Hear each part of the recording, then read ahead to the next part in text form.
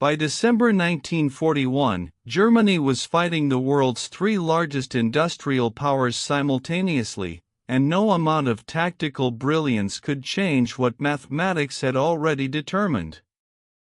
The decision to invade the Soviet Union while Britain remained undefeated was not forced by circumstance or strategic necessity. It was a choice made by one man who believed that ideology and willpower could overcome the most fundamental principle of warfare that every German officer had been taught since the 19th century. This was not a miscalculation. It was a deliberate rejection of everything German military tradition had learned about the catastrophic cost of fighting enemies on two fronts. German unification had warned that Germany's geographic position made avoiding two-front war the foundation of all strategic planning. The Schlieffen Plan had been designed specifically to knock France out quickly before Russia could fully mobilize. When that plan failed in 1914, Germany spent 4 years bleeding itself white fighting Britain and France in the west while battling Russia in the east. Every German officer who studied military history learned this lesson. The two-front war was Germany's strategic nightmare, the scenario that German planning existed to prevent. By 1941, Hitler had voluntarily created exactly the situation that German strategic doctrine identified as guaranteeing defeat. In the summer of 1940, Germany stood at a strategic crossroads that would determine the war's outcome. France had been defeated. Britain had been driven from the continent. The Wehrmacht was at the peak of its power and confidence. Hitler faced a clear choice: concentrate all efforts on finishing Britain, or open a new front by invading the Soviet Union. Every professional military consideration argued for the former. Germany lacked the naval power to invade Britain, but it could starve Britain through submarine warfare, bomb its cities, and support Italian operations in the Mediterranean. This was a winnable strategy that would leave Germany facing enemies on only one front. Instead, Hitler chose to invade the Soviet Union while Britain remained undefeated, creating exactly the two-front war that German strategic tradition identified as catastrophic. Hitler's decision to invade the Soviet Union rested on a chain of reasoning that seemed logical within his ideological framework. First, he believed the Soviet Union was militarily weak and would collapse within months. Second, he convinced himself that Britain only continued fighting because it hoped for Soviet intervention. Knocking out the USSR would eliminate Britain's last potential ally and force Churchill to negotiate. Third, Hitler's entire worldview centered on destroying Bolshevism and seizing living space in the East. This was not merely strategic, it was the ideological purpose for which he believed Germany existed. Within this framework, invading the Soviet Union solved everything. It would take only a few months, would doom Britain's hopes, and would achieve Germany's ultimate historical mission.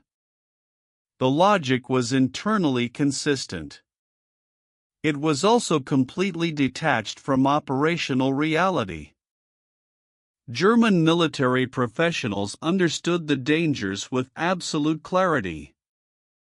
Field Marshal Wilhelm Keitel later testified that multiple generals had warned Hitler that invading the Soviet Union while Britain remained undefeated meant accepting the two-front war that Germany could not win. Logisticians calculated that German supply lines could not support an army deep in Soviet territory.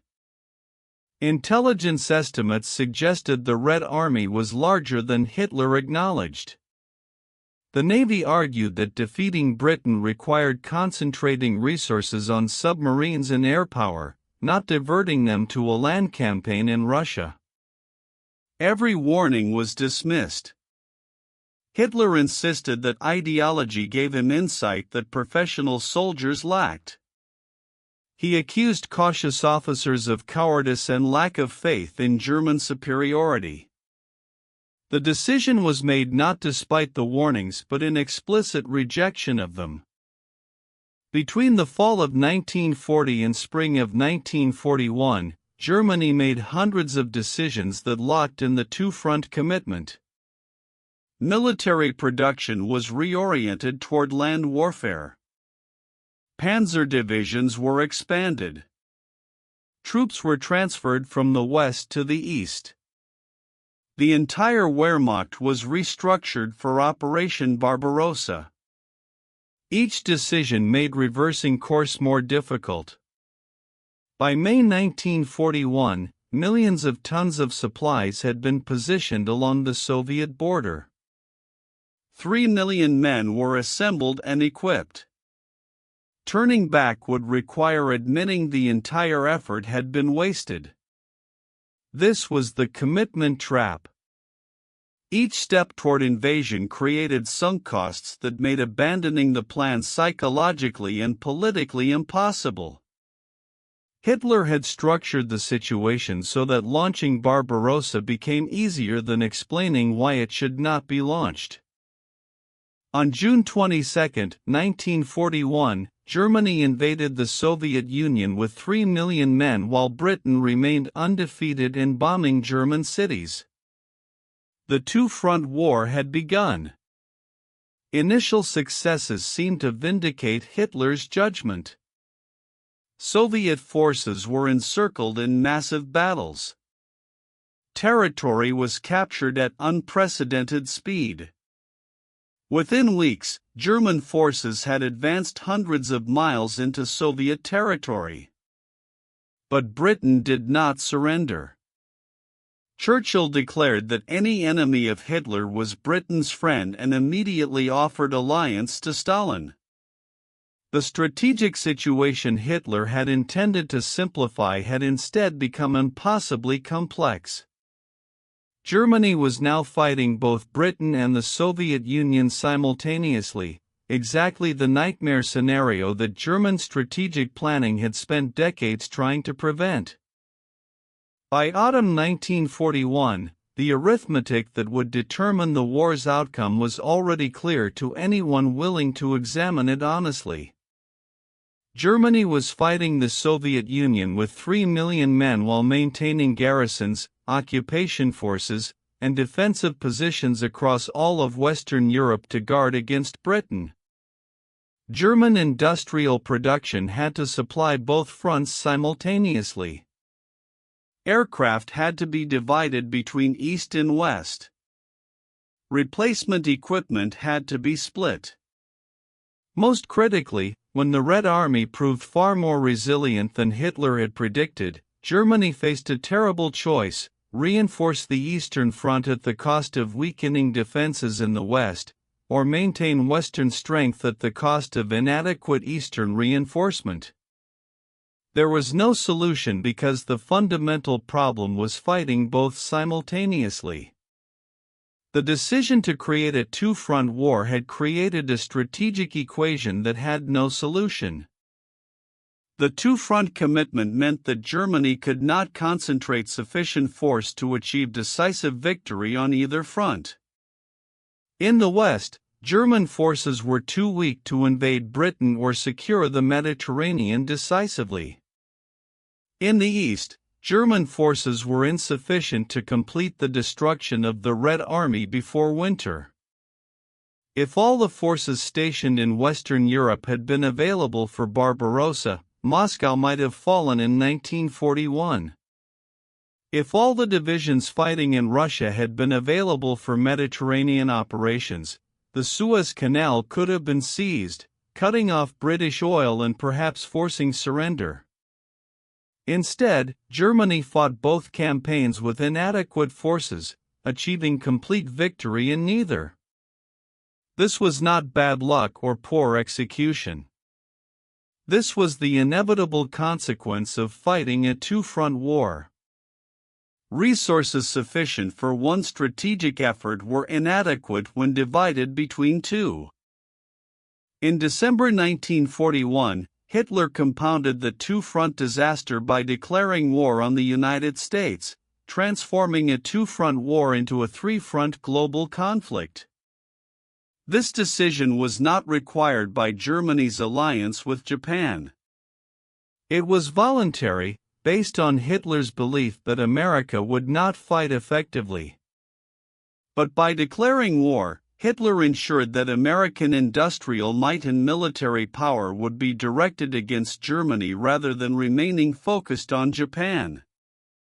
Germany now faced the Soviet Union in the east, Britain in the west, and American power building in both theaters. The strategic situation had gone from difficult to impossible. German forces were now outnumbered not by margins that tactical skill could overcome but by ratios that made defeat mathematically certain. The choice to fight a two-front war had evolved into fighting a three-front war against enemies who collectively possessed 10 times Germany's industrial capacity. By 1942, the consequences of the two-front commitment were visible in every aspect of German operations. The Luftwaffe had to split aircraft between supporting eastern offensives and defending German cities from British bombing. Panzer divisions in Russia were short of replacements because tanks had to be held in the west against potential invasion.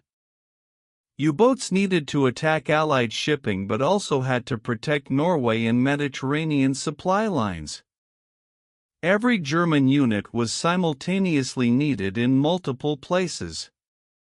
This meant that Germany could mass sufficient force nowhere.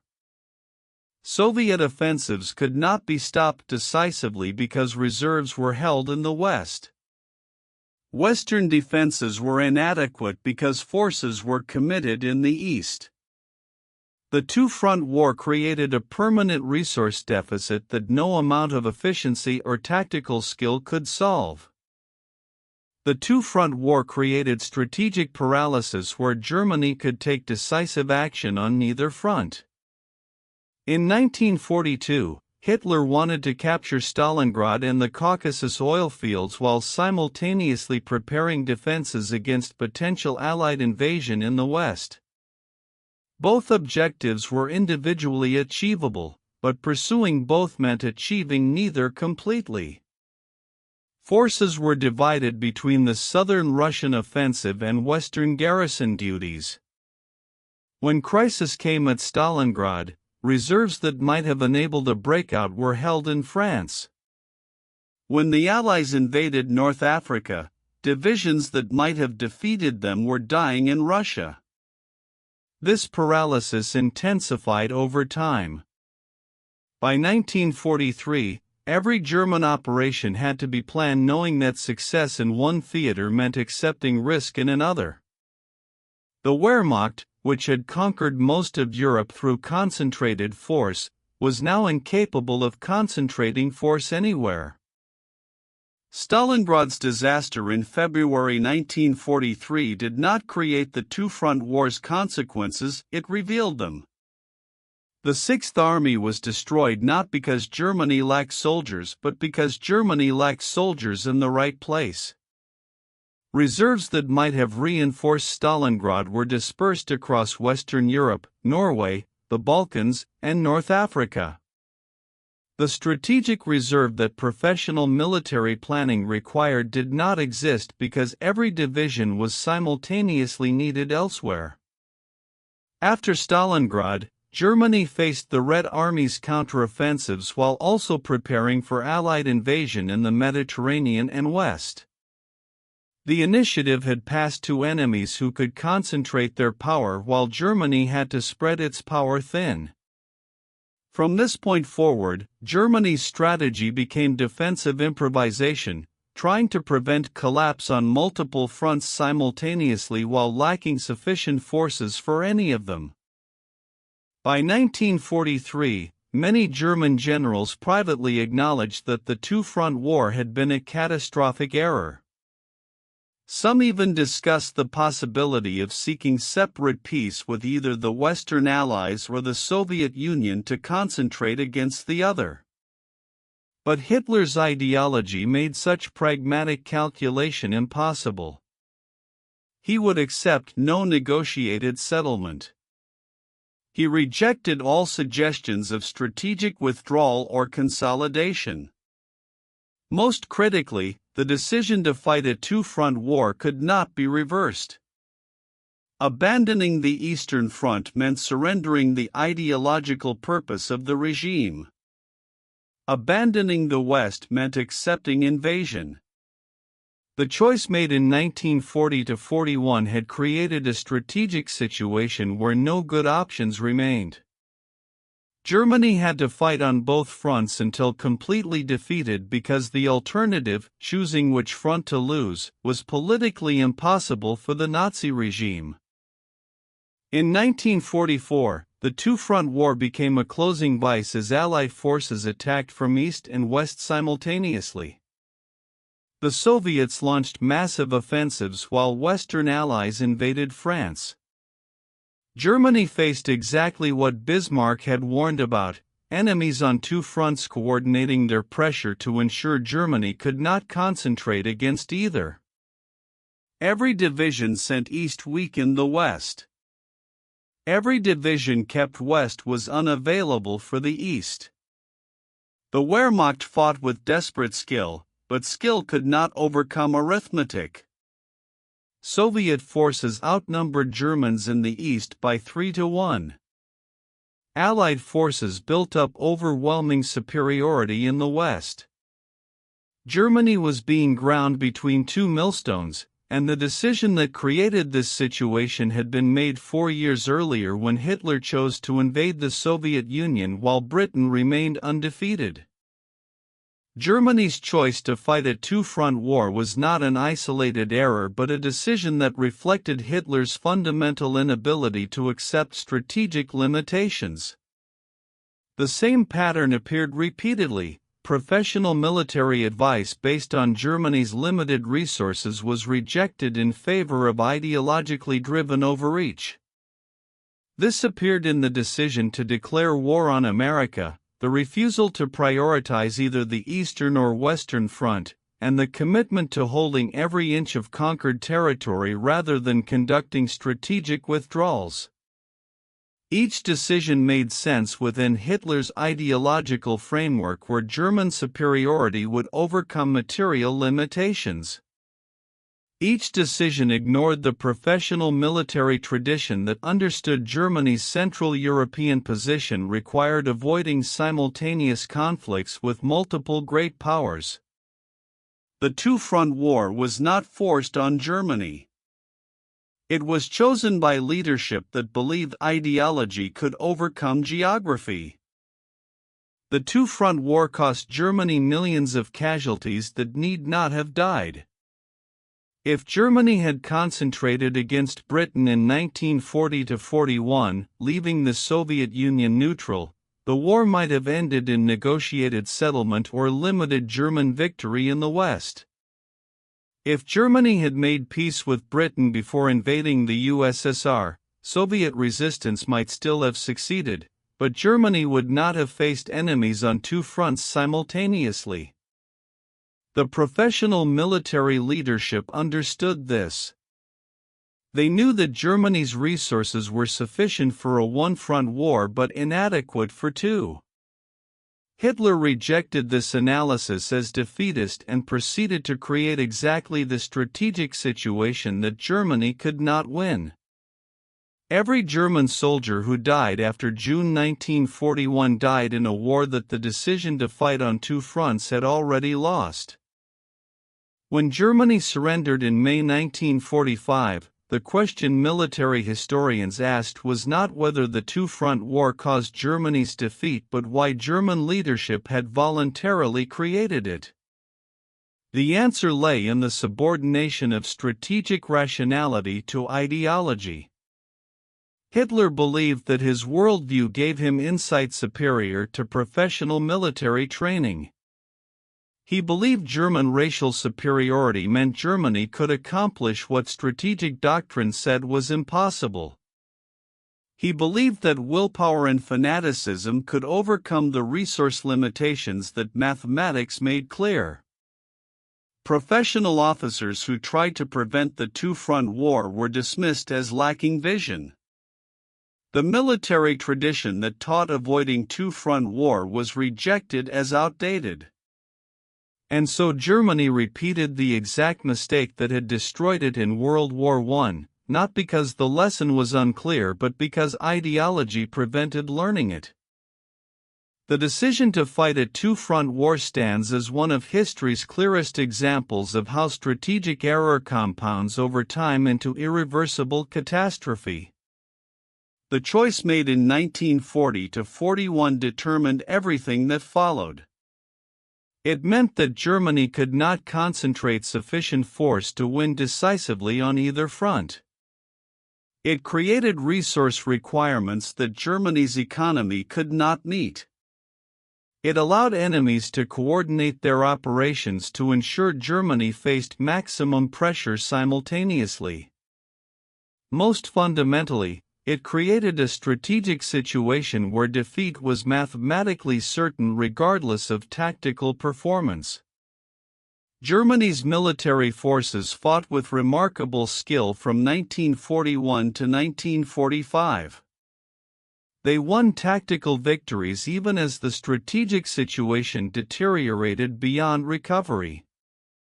But tactical excellence cannot overcome strategic impossibility. The Wehrmacht could not simultaneously defeat the Red Army in the East and the Western Allies in the West because Germany had neither the industrial capacity nor the manpower for both. This was understood by every professional military officer before the decision was made. It was ignored by leadership that believed ideology made the impossible possible. The result was total defeat, not because Germany was weak but because it fought a war that its own strategic tradition identified as unwinnable.